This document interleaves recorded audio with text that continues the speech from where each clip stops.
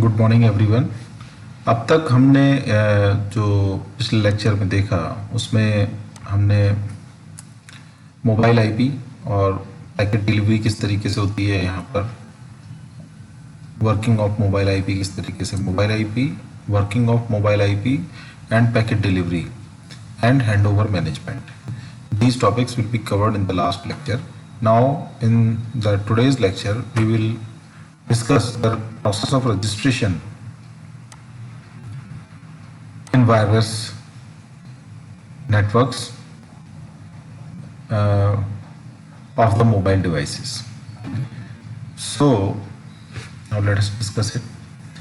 When a mobile node discovers an agent for service means कि उसे किससे जुड़ना है। जब वो वायरलेस नेटवर्क की रेंज में आया तो उसको किस एजेंट से जुड़ना है, फॉरेन एजेंट से जुड़ना है कि होम एजेंट से जुड़ना है।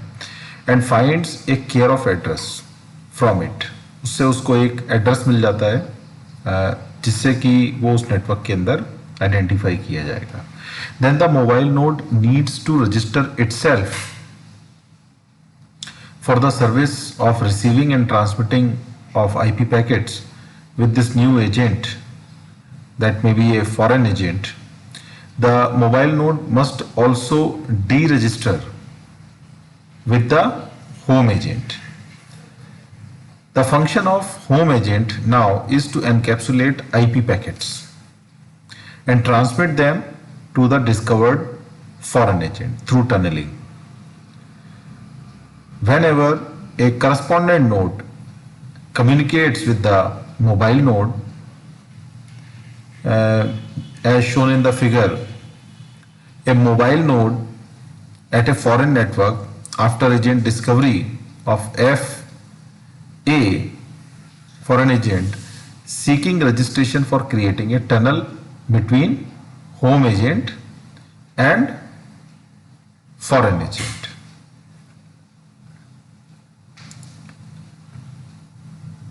As shown in this network, you can see that when a mobile node MN comes in the range of the network in the wireless LAN, it sends a registration request to Foreign Network Mobile Service Switching Center. When Foreign Network Mobile Switching Center sends its request to the foreign agent, then foreign agent sends this request whether to accept in our network or not to the through the router to home agent. And then home agent means the software for the base network will check whether to give the permission to access the network services to that mobile node, and if its request is accepted, then reply will be sent back through the routers to the foreign agent, and then foreign agent to Foreign Network Mobile Service Switching Center, and finally to the mobile node or mobile station that you can access the services. Okay, so this is the process that will be done between the home agent and foreign agent for the registration of mobile node. So requests and replies are made by the mobile node, foreign agent and home agent using a UDP datagram. Now let us assume that the mobile node has IP address of the home agent. Mobile node has the IP address of home agent. If not, then mobile node broadcasts the registration request to a paging area. The home agent then sends the registration replies. As we have discussed the registration request and replies process here in this figure. So then mobile node requests one of the home agent for registration. The steps for registration at an agent are as follows. The mobile node sends a registration request to foreign agent. As you can see that the call from a mobile node registration request will be sent through mobile switching center to the foreign agent. This is the first step. FA sends that request to home agent when the care of address is a co-located COA, then the request is sent directly to the home agent. तो ये request जो है foreign agent के through the routers comes to the home agent for registration. So this is the first step. The home agent binds itself for mobility. The binding period equals the lifetime of a care of address. जब तक ये address रहेगा, जब तक ये exist करेगा, तब तक वो बाइंडेड रहेगा with the network, with the home agent, और मोबिलिटी तो साथ में है ही उसको. So the mobile node registers again before the binding period expires when it moves to another foreign network. अगर ये नोड मूव करता हुआ बाहर चला जाता है, नेटवर्क के एरिया से बाहर चला जाता है, तो वापस जब आएगा तो ये वापस से रजिस्टर होगा मोबाइल नोड इस वायरलेस नेटवर्क में. और when it returns back to the home network, या हम कहें कि हमारा होम नेटवर्क का ही मोबाइल था पर नोड था, वो चलते हुए बाहर चला गया था, लेकिन वापस आया तो वापस से रजिस्ट्रेशन प्रोसेस होगा. तो जो रजिस्ट्रेशन प्रोसेस होगा वो तो होगा, लेकिन उसको केयर ऑफ एड्रेस दोबारा नहीं मिलेगा. कोई केयर ऑफ एड्रेस उसका पुराना वाला ही चलेगा. यहाँ पर point to be noted here कि जो केयर ऑफ एड्रेस उसको पहले मिलेगा, आईपी एड्रेस जो भी उसको नेटवर्क के अंदर मिलेगा, वो विद मोबिलिटी है, इसलिए वो एड्रेस लॉस नहीं होगा, वो उसके लिए रखेगा. आज के सेशन में the home agent sends a registration reply to the foreign agent and then foreign agent forwarded this registration reply to the mobile node. The mobile node checks whether the reply shows successful registration. Mobile node check करेगा अब जो request का reply तो आया पर वो positive आया कि निगेटिव आया, वो चेक करेगा. This means that mobility binding now exists from home agent to foreign agent. It is possible that the reply shows that the registration was not successful. तो सक्सेसफुल भी हो सकती है रजिस्ट्रेशन रिक्वेस्ट और उसकी नॉट सक्सेसफुल हो सकती है. This is when there are too many tunnels created at home agent and home agent does not have the resources to handle new requests और there is an authentication failure और home agent is not reachable to the foreign agent. तो home agent और foreign agent के बीच में जितनी भी mobile node की रिक्वेस्ट वो सैंक्शन कर देगा, उतनी टनल बन जाएंगी. और कितनी टनल बन सकती हैं उसकी एक यहाँ पर एक लिमिट है, क्योंकि बैंडविड्थ लिमिटेड है. इसकी बैंडविड्थ लिमिटेड है, मतलब जो टनल का मतलब एक पोर्शन ऑफ बैंडविड्थ उसको अलॉट कर देता है. वो पोर्शन ऑफ बैंडविड्थ जितनी उसकी बैंडविड्थ है उसके हिसाब से नंबर ऑफ टनल्स वो परमिट करेगा. उसके ऊपर जो भी मोबाइल नोड आएंगे और नेटवर्क से एक्सेस की रिक्वेस्ट करेंगे, रजिस्ट्रेशन रिक्वेस्ट भेजेंगे, तो अगर टनल्स फुल हो गई हैं उसके पास में, तो वो रजिस्ट्रेशन रिक्वेस्ट जो है वो कंसीडर नहीं की जाएंगी, वो रिजेक्ट होना शुरू हो जाएंगी. तो जो पहले से आगे हैं उनकी तो चलती रहेगी, और अगर वो नेटवर्क से बाहर जाते हैं एक स्पेसिफाइड टाइम फ्रेम के लिए, वापस आ जाते हैं, तो वो कनेक्ट हो जाते हैं ऑटोमेटिक. लेकिन अगर ज़्यादा समय के लिए जाएंगे तो फिर वो हो सकता है कि उनका केयर ऑफ एड्रेस वो वहाँ पर न रखे, तब उनको दोबारा से रजिस्ट्रेशन करना पड़ेगा. तो ये यहाँ पर रजिस्ट्रेशन का प्रोसेस है, और जो स्टेप्स हैं रजिस्ट्रेशन के वो ये है, इम्पोर्टेंट है कि explain the registration process of a mobile node in a wireless LAN. तो वो यहाँ पर एक क्वेश्चन बहुत अच्छा बनता है इसके लिए. नेक्स्ट अब हम बात करेंगे टनलिंग की, tunnelling and encapsulation. So when a mobile node is visiting a foreign network supported by a foreign agent, then the foreign agent has the care of address of the mobile node. The foreign agent receives the IP packets that were received अब पहले तो ये उसने request करी और request हमने मान ली यहाँ पर कि वो सक्सेस हो गई, उसकी रिक्वेस्ट एक्सेप्ट हो गई। The foreign agent then receive the IP packets that were received at the home agent through a tunnel from a home agent to a foreign agent. अब टनल का मतलब यहां पर यह है कि एक सेपरेट आपको लाइन मिल जाती है, एक सेपरेट स्पेसिफाइड बैंडविड्थ मिल जाती है, जिसमें कि फॉरेन एजेंट होम एजेंट के थ्रू होते हुए मोबाइल नोड अपना कम्युनिकेशन उस वायरलेस लैन के अंदर करता है। तो जितने भी नोड हैं वहां पर जिनको परमिशन मिल गई है, जिनका की रजिस्ट्रेशन सक्सेसफुल हो गया है, उतनी यहाँ पर टनल है। मान लीजिए यहाँ पर 100 टनल बनी है, माने 100 नोड काम कर रहे हैं पैरेलली। तो उनके जो आईपी पैकेट्स हैं वो सेंडिंग या रिसीविंग का जो काम है वो उस टनल के थ्रू हो रहा है। So tunneling refers to establishing of a pipe, and pipe is a term used to specify a data stream. Pipe क्यों कहा? क्योंकि जो भी वो भेज रहा है, जो पहले भेजा पैकेट, उसके बाद जो भेजा, उसके बाद जो भेजा, उसके बाद जो भेजा, वो सब एक सीक्वेंस में चलेंगे। जो सबसे पहले भेजा वही पैकेट सबसे पहले आगे जाएगा, उसके बाद वाला ही उसके बाद जाएगा, उसके बाद वाला उसके बाद जाएगा। तो एक सीक्वेंशियल फ्लो होता है यहाँ पर, इसलिए उसको पाइप टर्म हम कह रहे हैं। So pipe is a term used to specify data stream between two connected ends. The data stream is inserted from one end and is retrieved as first in first out, first in first out के form में यहाँ पर transmission होता है from the other end. ठीक है।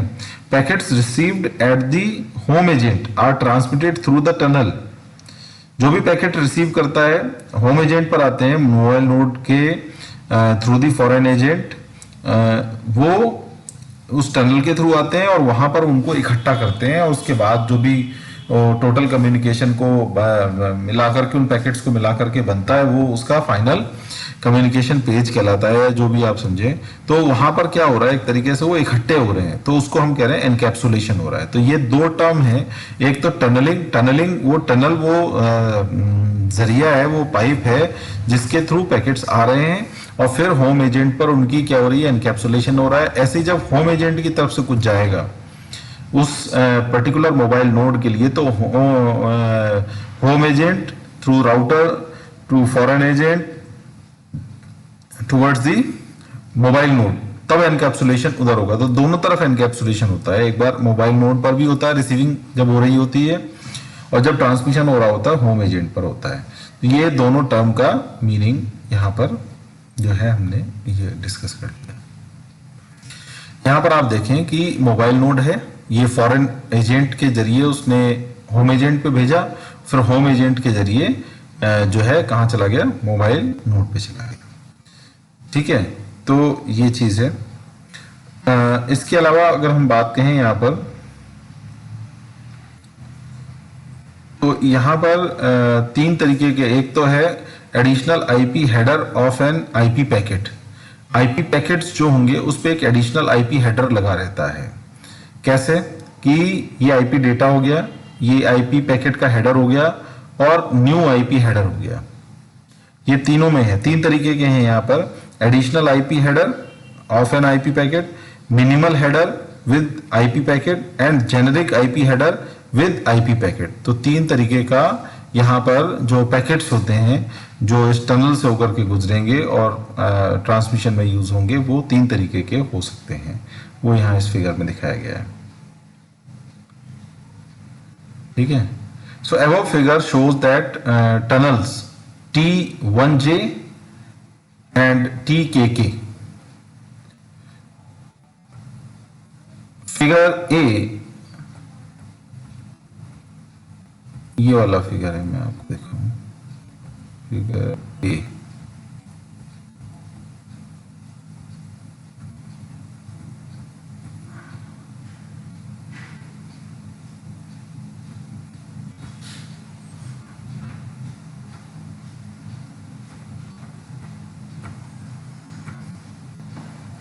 Figure A shows a tunnel between the home agent and the foreign agent carry the encapsulated packet, and figure B shows the three ways of encapsulation. तो ये 3 वे हैं encapsulation के।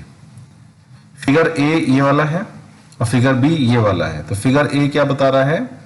Figure A shows a tunnel between a home agent and foreign agent to carry the encapsulated packet. जो encapsulated packet होंगे, जो यहां पर encapsulation हुआ एक तो, और एक मैंने कहा यहां पर हुआ, तो ये टनल है होम एजेंट और राउटर के होते हुए। ये MN1 है इस तरफ, ये फॉरेन नेटवर्क पे है, और एक दूसरा जो है वो होम नेटवर्क पे है। तो इन दोनों के बीच में कम्युनिकेशन हो रहा है, और जो ये प्रोसेस है ये टनलिंग का, वो यूं करके हो रहा है ना। तो ये पहला फिगर ये बता रहा है होम एजेंट और फॉरेन एजेंट के थ्रू जो पैकेट एनकैप्सुलेशन का काम होता है यूजिंग द टनल, है ना, वो वहां शो हो रहा है। और फिगर बी जो 3 तरीके का एनकैप्सुलेशन होता है वो बता रहा है कि एक ये है, एक ये है, और एक ये है। एक में हमने आईपी पैकेट हेडर यूज किया है, दूसरे में मिनिमल हेडर यूज किया है, तीसरे में जेनेरिक हेडर्स यूज करे हैं। ये 3 तरीके का यहाँ पर जो है एनकैप्सुलेशन हो रहा है। Now the second concept is the reverse tunnelling. Now we know that tunnelling and forwarding of IP packets by encapsulation in the previous lectures. ये हम पहले ही डिस्कस कर चुके हैं कि टनलिंग क्या होती है और एनकैप्सुलेशन क्या होता है, ठीक है। The forward tunnel is shown in figure 5 by paths 4 to 5, है ना। ये हमने ये इसमें बताया था, ये है ना, यहां पर ये प्रोसेस बताया था, सॉरी, हाँ, ये टनलिंग हो रही है। होम एजेंट से राउटर पे आई और राउटर से फिर फॉरेन एजेंट पे गई, तो ये थी, है ना ये। So if a reverse tunnel is formed then another tunnel is present through the path from 10 to 3 in figure 5। तो ये 10 से ये गई, रिवर्स टनल है। ये फॉरवर्ड टनल कौन सी हो गई? जो होम एजेंट से फॉरेन एजेंट पे थी। और रिवर्स टनल कौन सी हो गई? जो फॉरेन एजेंट से और किस पी की तरफ जा रही है? फॉरेन एजेंट से ये जा रही है होम एजेंट की तरफ, 10 to 3। मैं आपको प्रोसेस दिखाता हूँ।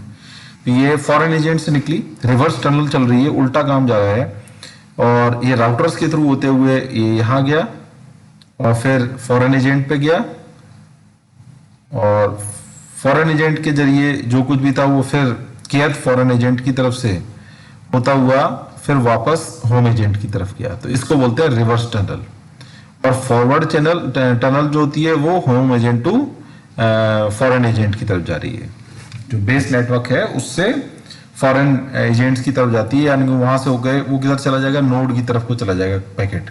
तो वो तो कहलाया फॉरवर्ड टनल, जो होम से फॉरेन की तरफ जाता है। और जो फॉरेन से कैसे भी घूम करके आए, डायरेक्ट आए, घूम के आए, है ना। ये जैसे इस केस में देखें आप, ये 10 गया, ये घूमता हुआ एक राउटर से दूसरे राउटर पे होके फिर होम एजेंट पे गया, और वहां से घूम करके जो कम्युनिकेशन हुआ करस्पॉन्डेंट नोड की तरफ को हुआ, वो पूरा क्या कहलाया?